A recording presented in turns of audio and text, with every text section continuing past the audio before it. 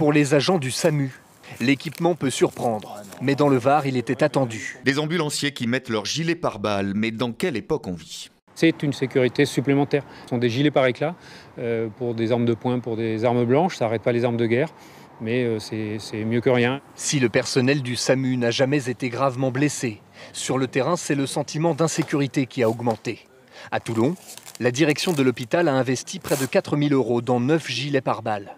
Et si on arrêtait plutôt de tirer sur les ambulances ? Au bout de cette corde, un cochon était pendu ce matin. C'est un message fort que cet éleveur veut faire passer.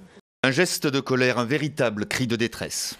Bon là, on sait qu'on va tuer nos cochons, mais je pense que le jour qu'ils vont partir, ça sera pas du tout pareil. Et le lendemain, quand on se lèvera et qu'il n'y aura plus de cochons dans l'étable, je pense que ça va être là le pire. Environ 4000 cochons seront euthanasiés dans la zone où la peste porcine africaine a été détectée. Chez les éleveurs, on comprend le principe de précaution. Il n'empêche, le choc est énorme. C'est la ville la plus embouteillée de Suisse. Selon une étude, les Genevois perdent en moyenne 52 heures par an dans les bouchons. Et tous les conseillers d'État qui ont voulu venir à bout des bouchons se sont cassés les dents. Mais voici le énième plan, et cette fois-ci, promis, c'est la bonne. C'est pourtant avec optimisme que Serge Dalbousco aborde l'avenir. Selon lui, tout pourrait changer en décembre 2019 avec l'arrivée du Léman Express, un réseau transfrontalier qui devrait transporter 50 000 voyageurs par jour.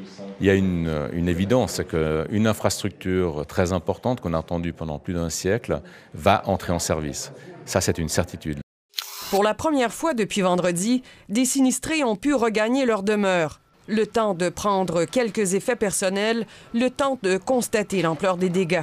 Les dégâts d'une tornade avec des vents soufflant à plus de 200 km/h. Je ne serais pas dans cet état en un morceau si j'avais été dans la maison à ce moment-là. La majorité des 1300 sinistrés inscrits à Gatineau sont hébergés chez des proches. Et la solidarité s'organise. Au lieu de rester à la maison, je les ai amenés avec moi avec du café chaud, des bouteilles d'eau. La situation demeure peut-être difficile pour les sinistrés, mais partout, les citoyens se mobilisent pour leur venir en aide. Des dons et des initiatives de toutes sortes.